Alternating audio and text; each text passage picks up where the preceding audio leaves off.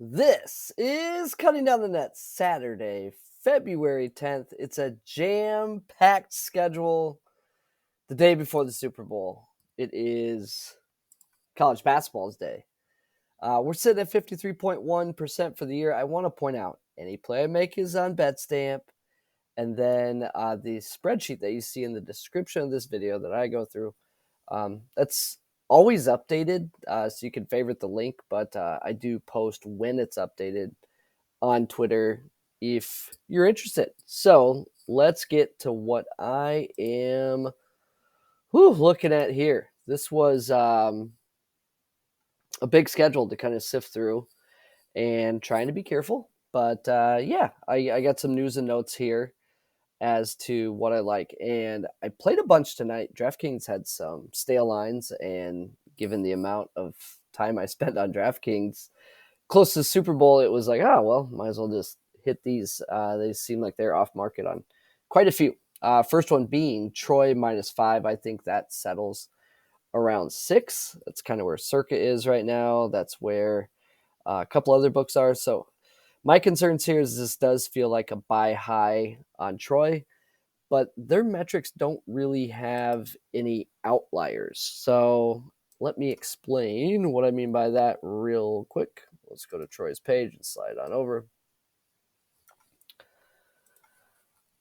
So Troy has obviously won 12 out of 14 here, 5 in a row, whatever it is. But I look for extreme outliers, and they're actually only shot well from 3 twice. Even in some wins, they're not playing that great. So all of this is staying pretty consistent. They even got torched from 3 a couple times. So it's not like they're running hot to be on this type of run. So I have played that. Paddy's showing Georgia as a play. Now, Georgia has stunk, but I don't know. So here's what's interesting, though. Some people weigh all losses equal. I don't. If your loss doesn't change your efficiency much, it's I don't care. I don't care if you're won by 1, lost by 2. That stays pretty much the same. The problem is Georgia keeps losing, but it's not really affecting them from a profile standpoint analytically. Arkansas's losses are different because those are bad, and you're getting some really high point per possession allowed. You're getting some really low points scored per possession. So this one is iffy to me, just given the line tells me that this is a pretty good spot for Arkansas. Normally they're really good at home. They've had a bunch of personnel issues, so that's just on the radar right now. Maybe the line gets out of whack. I don't know, but I'm not rushing to bet Georgia on the road, not playing well just because they're playing against a team that's currently playing worse, if that makes sense. All right. Iona Canisius. I have played this at 3.5. A bit driven by Canisius 3-point recent defense, but I do see turnover edge for Iona here, although Canisius does have a rebounding edge. So just leaning into Paddy. Recent shot quality is more in favor of Iona than year to date. But that's a tough one, laying 3.5 on the road. But I have kind of bought in that Iona is the class kind of at that conference right now. Murray State on the radar.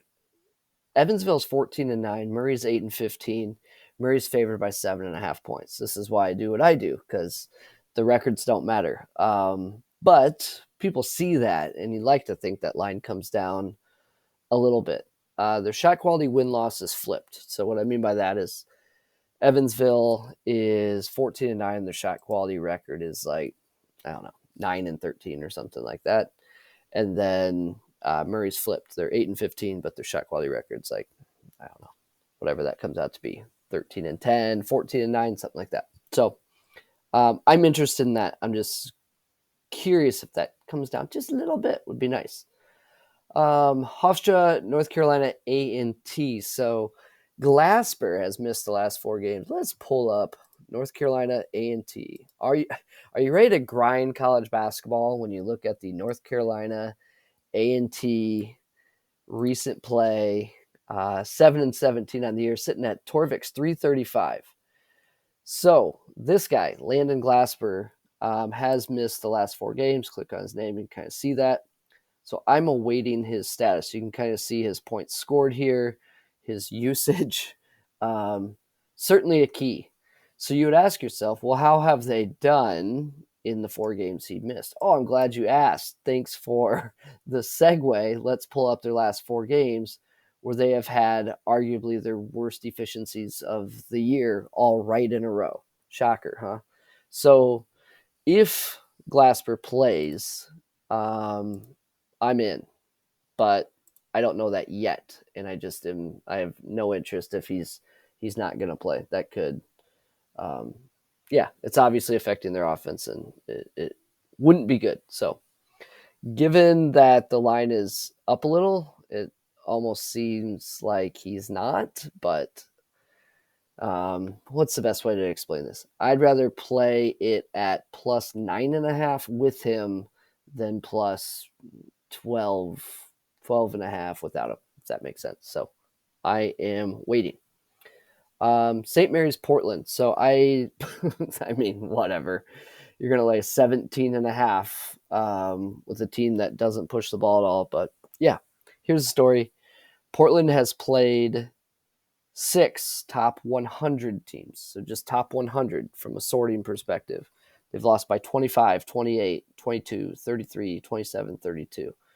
Adjusted defense really, really poor in those games. So enter St. Mary's, who's not just a top 100 team, they're like a top 20, top 15 team. So that's where my interest comes from. I will just slide Portland over here so you can kind of see it. So this is Portland's page for the year, an adjusted defensive efficiency of 1.144. A lot of red there. Now let's go versus the top 100. That 1.114 goes to 1.26. This is point per possession, non-adjusted. So, I mean, when they're playing a decent team, they are giving up 1.4 points every possession. So, yeah, that math puts St. Mary's in the high 80s in a low-pace game, and trust their defense is where I'm going with that. So, next up, played Texas A&M Corpus Christi against McNeese State. I do like McNeese, kind of tournament aspirations. They're not going to be an at-large or anything like that. Like, they're going to have to take care of business in their conference. They should, but this is kind of the dog days of summer. In their schedule, they're kind of beating up on the bad teams in the conference, like the bad Southland, if that makes sense.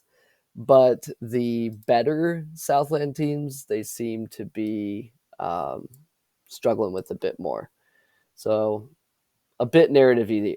So they played number 330 T&M Commerce, took care of them. 318 took care. 324 took care. Get to 182. That's Texas A&M Corpus Christi. That was a closer game. Even, yeah, that was the Michigan game. Louisiana Lafayette. So yeah, it's like, I don't know. Like, I think they can pound the teams in the 300s, but you've got a middling team here. So I kind of like the plus 11, and when you adjust for opponent, I've got this closer to 5. Some yellow games, Bucknell. I don't know, man. They're in the pool. St. Thomas, welcome back to the pool. Can't wait. Fort Wayne against Uwe Pui actually won at Fort Wayne. Interesting note, they shot 5 3-pointers. There are TO concerns for Uwe Pui, but they can win the boards.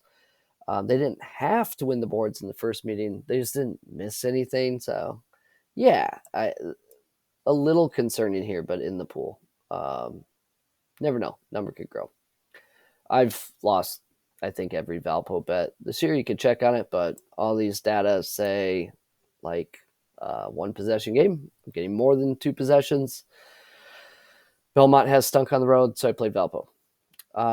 Ryder, I would put Ryder in so Idaho State -3, Ryder -2, and Bucknell -4. These are home favorites, short home favorites, where I don't know. My stuff, if you aggregate it, is more like a possession higher on all of them. So I don't like to play short home favorites if you can avoid it. I've done it a few times, even on this slate. But yeah, just watching that. I mean, it's not like it's going to swing back and it's going to be, Ryder +1.5 against Maris. But I don't know. Just trying to think. So data play.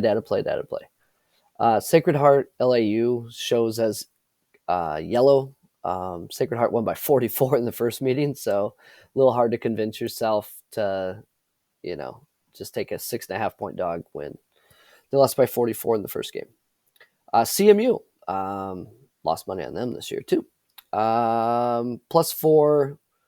This was, I believe, at DK as well. Circa's at 3. Feels like, I don't know. I'll take the point over the possession there. The median is kind of close to that, though. So if you want to sit that out, totally get it. Gonzaga at 6.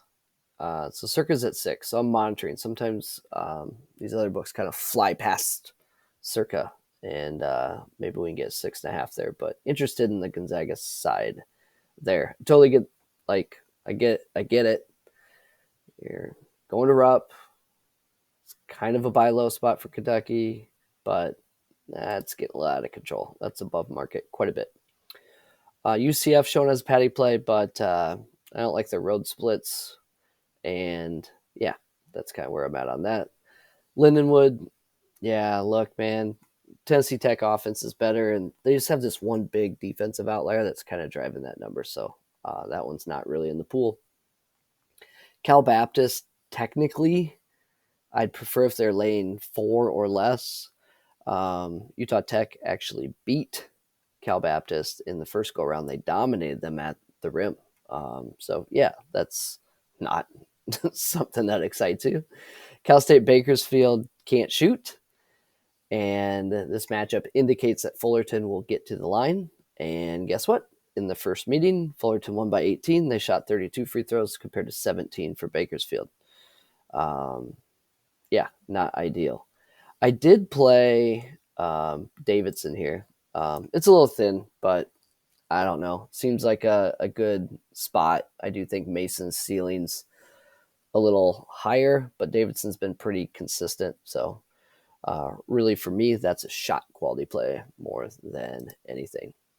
So let's wrap up here with what I got, what I don't got, and I'm looking at the left side I've played so far. So those are in. This right side are the ones I'm considering. So kind of mentioned the concerns with Uwe Pui. Murray's okay. Gonzaga waiting on a better number. A&T waiting on Glasper. And then it's these short home favorites that look, trust the data, right? I mean, I'll get more pissed if I don't play it and it wins sometimes. So yeah. So overall, I mean, a lot of games. There aren't that many big Saturdays left, maybe 3 or 4. I should be back to video pretty consistently here for the next week and a half, but then I've got some vacations coming up before March Madness, in which I will be in Las Vegas again for that. So with that, I bid you adieu. Got a lot to figure out as to the remaining games and how much action I want out there right before the Super Bowl. So yeah, this is Cutting Down the Nets. Thanks for stopping by. Good luck, everybody.